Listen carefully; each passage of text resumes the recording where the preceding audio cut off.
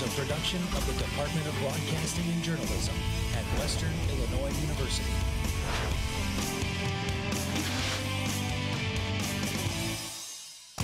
Illinois is now tracking the death rate in pregnant mothers. Stay tuned to find out how many could have been prevented and what you can do to stay safe.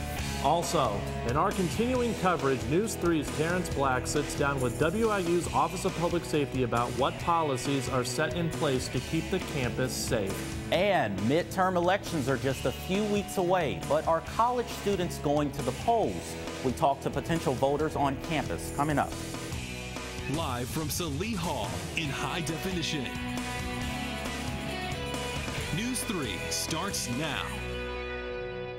But first, Macomb police are sending out a warning that scammers are targeting local businesses. Good afternoon. Welcome to Live at 4. I'm Devin Brooks. And I'm Zach Martin. Ameren says scammers have been pretending to be employees. The caller informs the business that their power will be shut off if a certain amount of money is not paid. The caller also always requests to be paid by using a prepaid credit card. Ameren says don't make calls to this manner or be cautious. Police say if you receive this call to simply hang up. Now to continuing coverage of a story we've been following and we brought you in September. A female WIU student expressed her concerns about campus safety and the Office of Public Safety. She says she was followed by a man hiding in the bushes near Lincoln and Washington residence halls. She then posted to social media to warn other students after OPS didn't release a statement about the alleged potential danger. News 3's Terrence Black spoke to OPS Director Scott Harris to explain their protocol for such situations.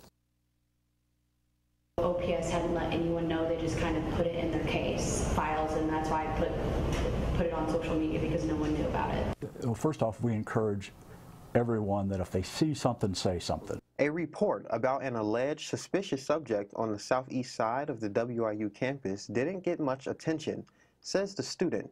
The report says the student was chased as she was walking to her car. OPS investigated the Link-Wash-Grody area, but did not release a statement to inform other students. There are other times when we put out a campus safety notice. Now, a campus safety notice is based on clearly typed crimes. According to the Clery Act, colleges and universities receiving federal funding are required to maintain and disclose campus crime, statistics, and security information. OPS crime logs are posted each week on Mondays, Wednesdays, and Fridays. This law is meant to keep students, faculty, and the community informed of crime acts and potential dangers occurring on campus. Clery crimes include murder, manslaughter, sex offenses, robbery, burglary, and more. And when one of those offenses occurs, it doesn't mean that we automatically put out a safety notice, because what happens is we have to evaluate that. Let's say it's an active shooter or a bomb threat. Again, those things go out right away. OPS investigates all incidents, whether they are actual crimes or not. An officer assigned to that area will investigate to make sure the threat is gone. If so, a follow-up report is filed to close that particular case. First thing we have to look at is it a serious and ongoing threat to campus community?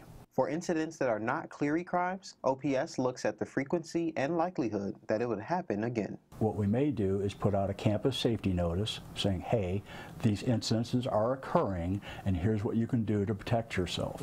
Reporting for News 3, I'm Terrence Black. Community through text, email, and phone calls, plus the use of residence halls and blue light intercom systems. This current case is closed. However, OPS still encourages everyone to report anything that seems suspicious or makes you feel unsafe. Their phone number is 309-298-1949. The general election is 3 weeks away, and according to a new study, more college students will be hitting the polls. Only 18% of college students voted in the 2014 midterm elections, according to data by Tufts University. During the general election in 2016, more than 48% of college students were registered to vote. That was up 3% from the 2012 elections. However, unlike results from the survey, students I spoke with at WIU expressed that they are excited to vote. I want to see higher priority going to education. I want to see better economic growth in all states, especially Illinois. Don't know how or where to register to vote? Visit vote.gov. WIU holds a career preparation fair every year to help students get ready for their life after college. News 3's Phil Giovanni takes a look. This Tuesday, students sat in on lectures about their future. While no crystal balls were involved, alumni were able to come in for Career Prep Day and help this generation prepare for their lives after college. To add to this occasion, it is the 10th anniversary for Career Prep Day. Stacy Mackey, a communications professor and organizer of the event, says it has come a long way. We've added a keynote luncheon in since the very first year. We've added social media, we've added live tweets, we've added headshots, we've added photographers. Students took notes during each presentation to learn skills such as learning how to talk to alumni and finding a mentor. But the overall goal of Career Prep Day is a simple one. Take some small steps to thinking about how they can use what they're learning at school to help them for life after school. For those who could not attend Career Prep Day, here's some advice from a professor, a student, and the keynote speaker. I know that I've had mentors in the past, and I want all of our students to find somebody that they connect with who can help them along, who can give them advice, who can look over and help them with their interviewing skills. They have a unique strength that nobody else has. It's their own unique footprint, and they have to find that story and tell that story. Get out there, get your name out there. Same example as him.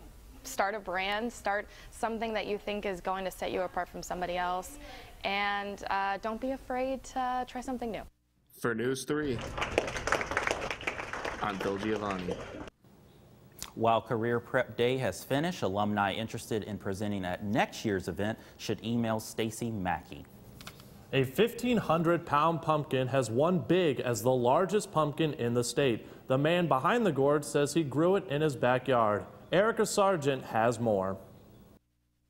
There's a lot of work that actually goes into getting a pumpkin this size. 1,510 pounds, top of the state, and it all starts with the right seed. They're easy $400, $500 a piece. It's a bit of a risk. It's slightly a gamble. You pay $500 for a pumpkin seed, it might not even sprout. Next up, the soil. Send it off to the lab, get it tested, we get the results back, and we add the amendments in so that we have the perfectly balanced soil. Joe Adkins even heats the soil with underground coils in the spring to jumpstart the growth. It's almost like magical. Magic, like the speed of the growth. Rapid growth stage of these giant pumpkins, they can grow 50 pounds a day. Another key, the water, and lots of it. Rainwater is best because it's filled with nutrients. With the city water, they just don't grow as well. All right. Like a surgeon, Adkins sets up his tools and gets ready to go to work carving. Pretty cool. Well, coming up next on Live at 4, could your favorite fast food restaurant not be up to health code? Find out more when News 3 returns. National Broadcasting Society helps the future of broadcasting get the tools needed to succeed in an ever-growing media world. At Western Illinois University, the professional connections students bring to our chapter of NBS have opened doors to networking possibilities that students otherwise wouldn't have. The opportunities we are given as students at WIU allow us to make connections today for success tomorrow. They gave me Vicodin after my knee surgery. They kept prescribing it, so I kept taking it. I didn't know it would be this addictive. I didn't know how far I'd go to get more.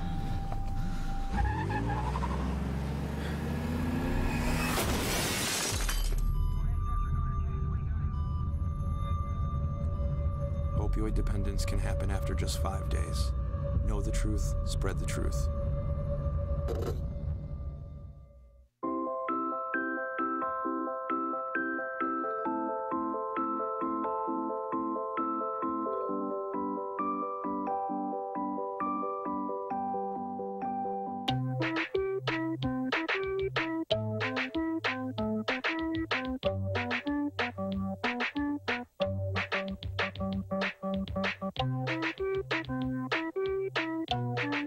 Start a story. Adopt at theshelterpetproject.org.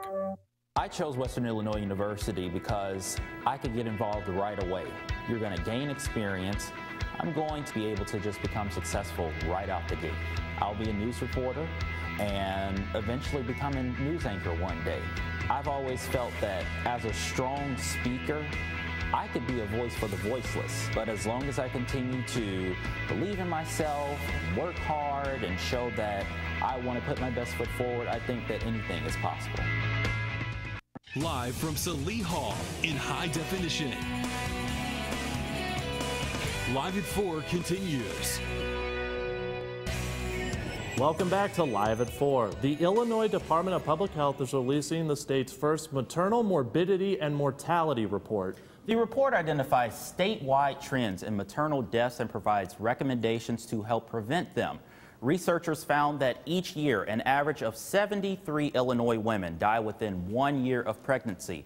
They also found that black women are 6 times more likely to die of a pregnancy-related condition than white women. The report has revealed that 72% of the pregnancy-related deaths could have been prevented, and that obesity contributed to 44% of pregnancy-related deaths in Illinois in 2015.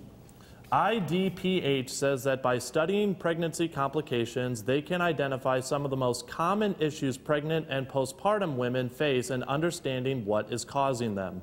In more health news, antibiotic-free meat may be a young restaurant's game, but older fast food chains might want to step it up. That's according to a report that grades the top 25 burger chains on their antibiotic use in meat. And the only 2 restaurants to pass with flying colors are 2 of the newest ones. Meredith Wood has more in today's Health Minute.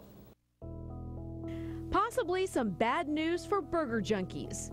Most of the top fast food burger chains in the U.S. failed the latest antibiotics report card. In fact, of the 25 fast food restaurants graded, 22 of them received Fs, 1 got a D-.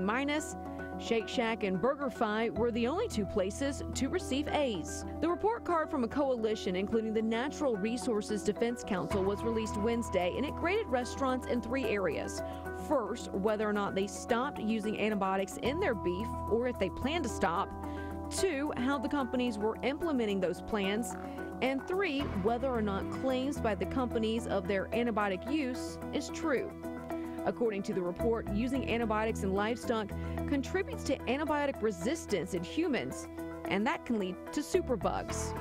The coalition behind this year's report hopes it'll spur a positive change in beef production, since a similar report by the group on antibiotic use in poultry did just that.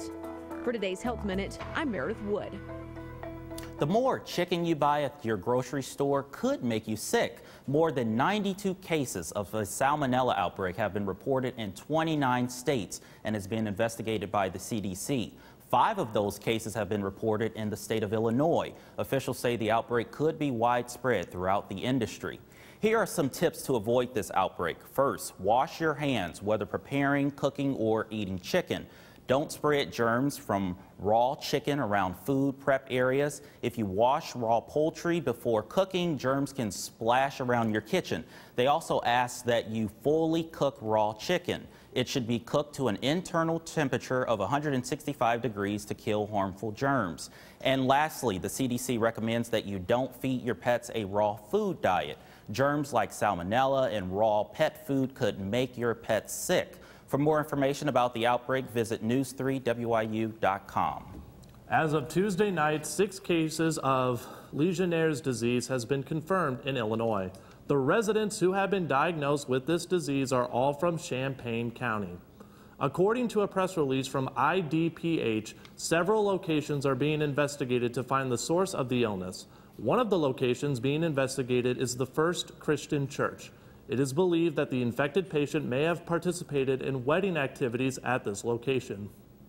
Legionella is naturally occurring bacteria that can be spread through water or when inhaled, though the disease is not spread person to person. Common symptoms of Legionnaire's include a high fever, chills, muscle pain, and headaches. If you experience any of these symptoms, IDPH encourages you to see your health care provider. Well, coming up after the break, Jared Streeter has your 5-day forecast, so stick around.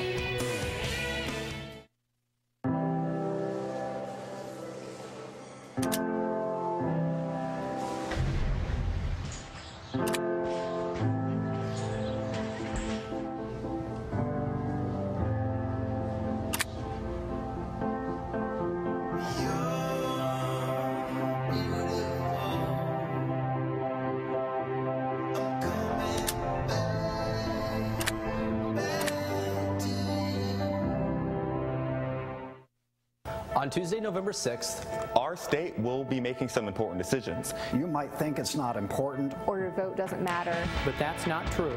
If you don't know how or where to register, visit vote.gov. Make your voice heard. Create your success at Western Illinois University. Automatic scholarships and affordable education and more are all yours at Western Illinois University. Apply today at wiu.edu.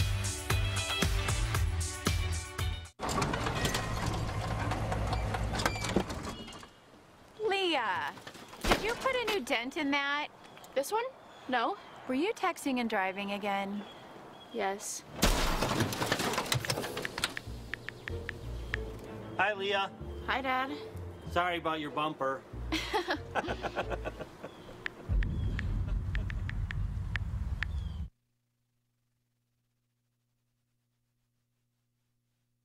I want to be able to stand in front of a camera and tell people the story of what the weather's going to be like that day, or be able to tell people, hey, there's something coming your way, you need to take cover, you need to watch out. And being able to stand in front of a camera and tell not only people who are directly involved, but their family members as well, like, this is what's going on. It's been very important to me because, you know, being in those situations where you are relying on the news to tell you what's going on, I like to be a part of that and helping people with that. Welcome back, Macomb. We're currently outside. We're seeing a temperature of 60 degrees. Humidity is around 36%, and our winds are pretty low at southerly winds at 7 miles an hour. Kind of correlates with our average temperatures around this time of year, high of 65, low of 41. Our record high around this time of year was 87 degrees in 1950 and 22 degrees as our record low in 1948.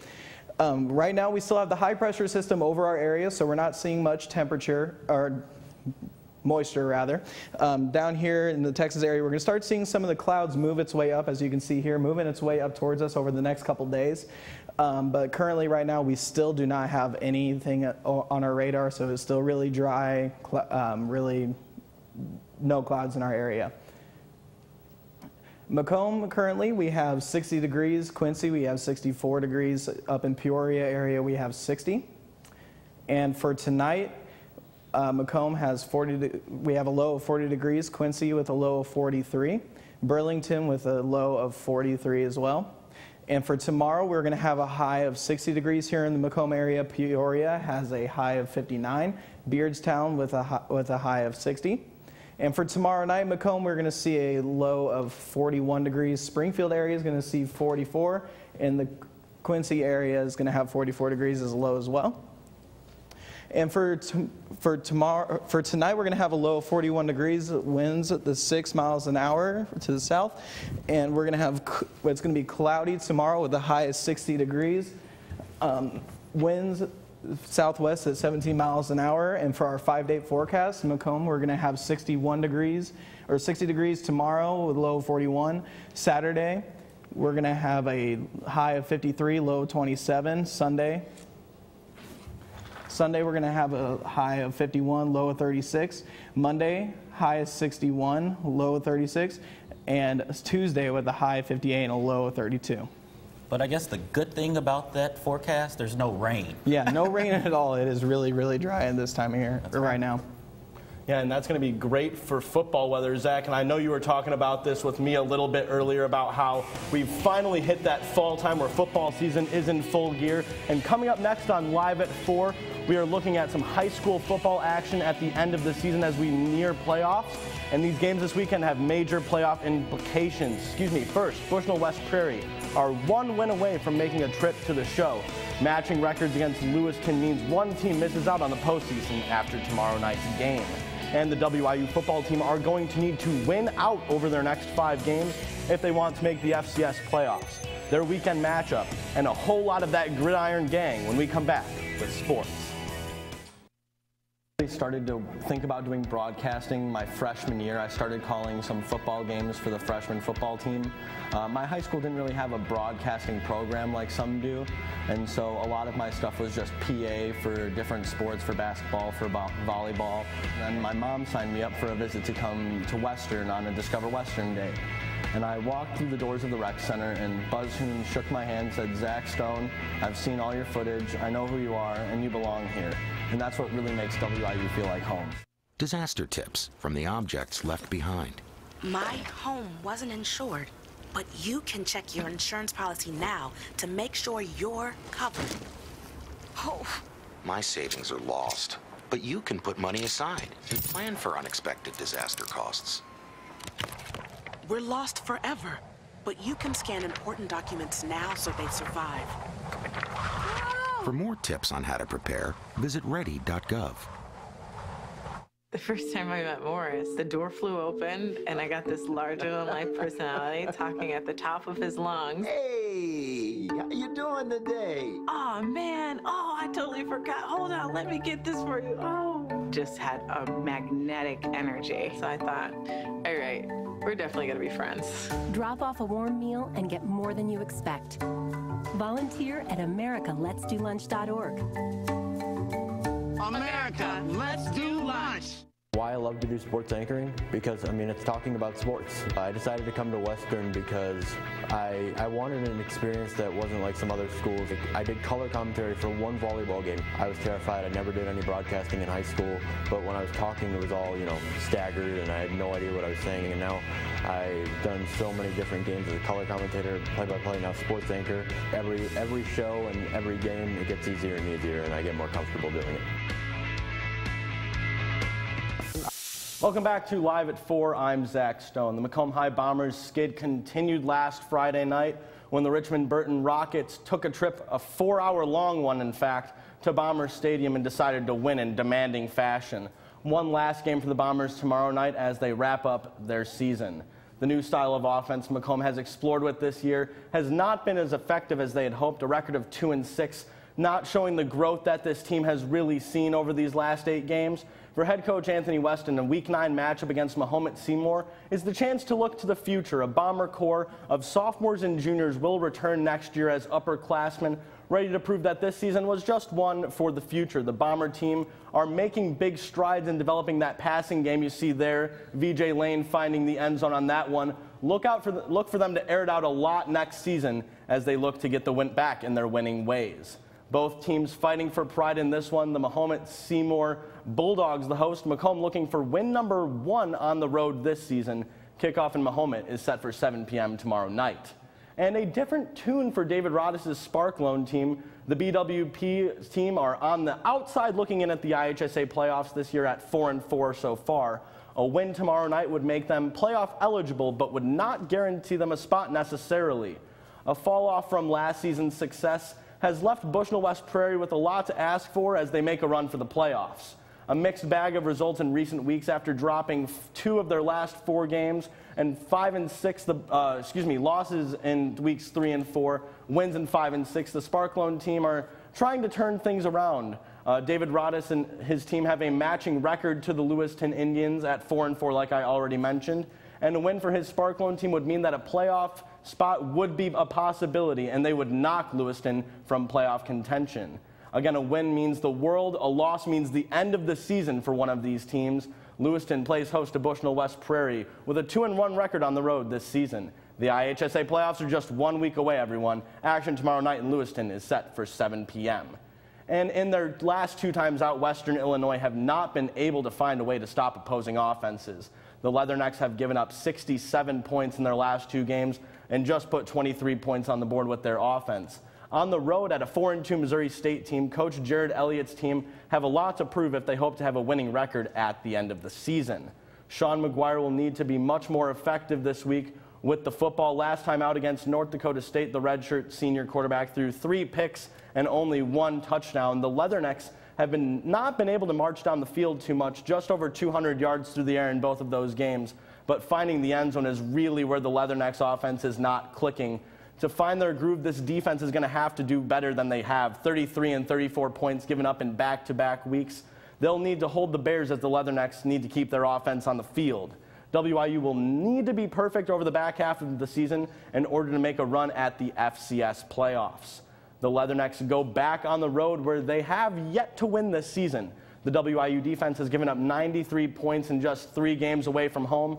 Jared Elliott's team will have to try and find the offense that they had against Montana and Youngstown State if they want to beat the 4-2 Bears. Springfield, Missouri, the location for that 2 p.m. kickoff on Saturday. Tune in for that one on ESPN+. And no News 3 game of the week for the end of the season. Broadcasting students from our department will be working alongside professionals to broadcast a rivalry game between two teams just over 45 minutes away.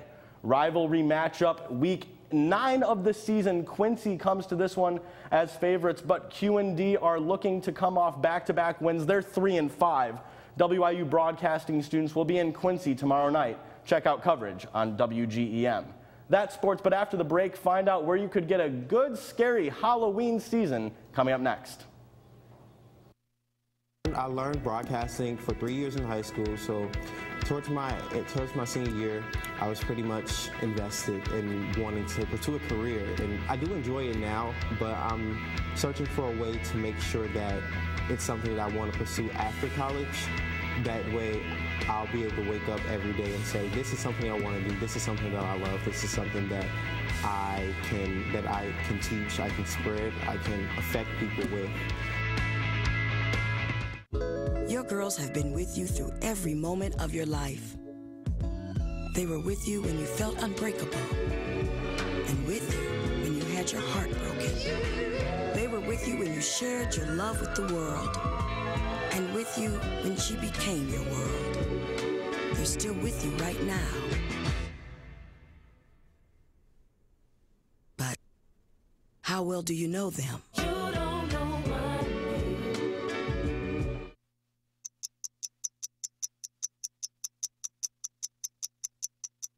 I was living in a shelter, juggling 3 jobs. I had to be resilient. That's something that you can't teach.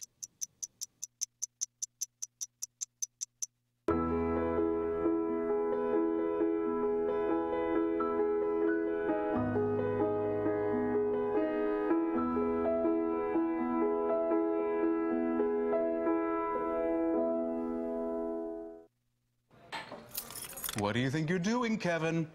Was just gonna drive home. There are several warning signs present that you shouldn't be driving. Like hearing voices? Like your text-to-emoji ratio? Oh man, the selfies. Selfie, nailed it. We all have warning signs that let us know that we're probably not okay to drive. Mine is pretending to be your subconscious. Craig, come on man, let's put a ride home. News 3 visited the House of Pain Tuesday night for a preview of their haunted house. It opens this Saturday in Good Hope. Admission is free, but you can donate a non-perishable food item. All donations will be given to a local food pantry. The Payne family's haunted house is celebrating its 9th year. News 3 will have the Payne family live tomorrow morning to discuss what all goes into the haunted house and how they keep people coming back. That's all on Good Morning Macomb tomorrow morning. It's always a good time and Devin, I know you went last year. I know you're the only one of us on the desk who went last year. Well, it's scary, but you just enjoy yourself, right? I mean, good wholesome family fun, right? Halloween season, something to look forward to? Well, Jared, if you are getting out on Saturday for the House of Pain, it's going to be a little chilly, right? Yes, it is going to be a little chillier out Saturday afternoon, Saturday night. It's going to be 27 degrees as a low. High of 53 that day, however. High of 51 on Sunday. And a low of 36 that day, and Monday, high of 61, low of 36 when we come back from our weekend. All right, thanks, Jared, and that's all for us today. But we are online all the time. Stay up to date with us, news3wiu.com. Like us on Facebook and follow us on Twitter. Just search our handle, News3WIU, and you can also search for us on YouTube and subscribe. Thank you for joining us this evening. From all of us here at News 3, have a good night, Macomb.